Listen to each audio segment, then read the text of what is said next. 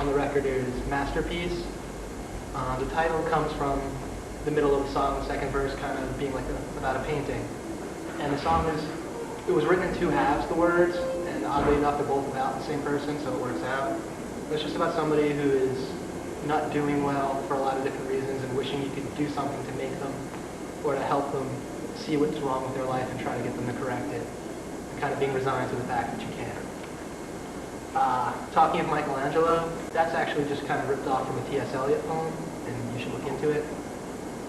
It's called The Love Song of J. Alfred Prufrock.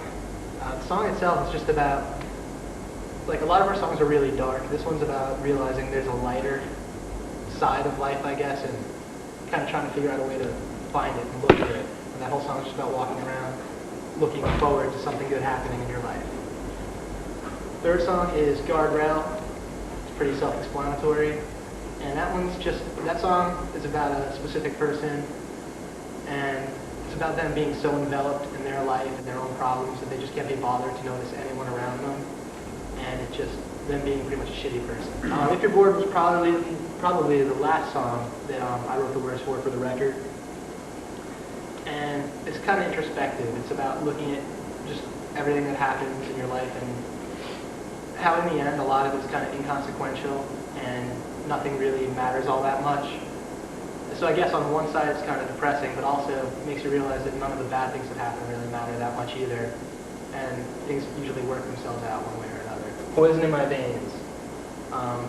That song, again, the title, very self-explanatory. It's right in the chorus of the song.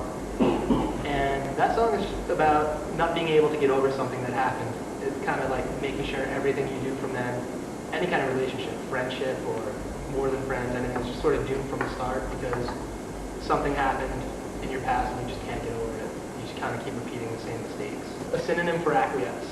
The title of that song came from me looking for a word that meant acquiesce without actually calling the song that.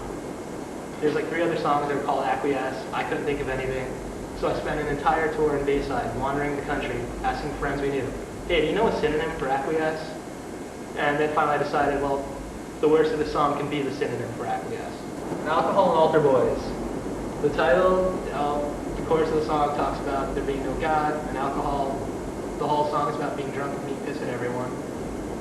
And the lyrics to it really don't have that much in the way of a meaning. I just kind of wrote it one day. I think we were in Texas, and I was in the van writing, and the words just kind of came to me. That's all I got on that one. That one's kind of vague. Kellam is named after the street the person the song is about lives on. It's about somebody who was my best friend, who's no longer close with me. And it's all about everything that happened and how there's nothing left anymore. Fucking bitch. Yeah, pretty much. And I kind of blame it all on her. And if you're wondering, yeah, she has heard the song and does know it's about her. Missionary, also known as A Phone Call from Poland. We'll go with either one of the two. I'm not sure which. That song is kind of just a conglomeration of every reason why somebody's been pissed off at me. Everything I do, every shortcoming. And it's kind of like acknowledging it and accepting and telling, if they ever hear the song, I know what I did and sorry. So I guess in a sense it's an apology.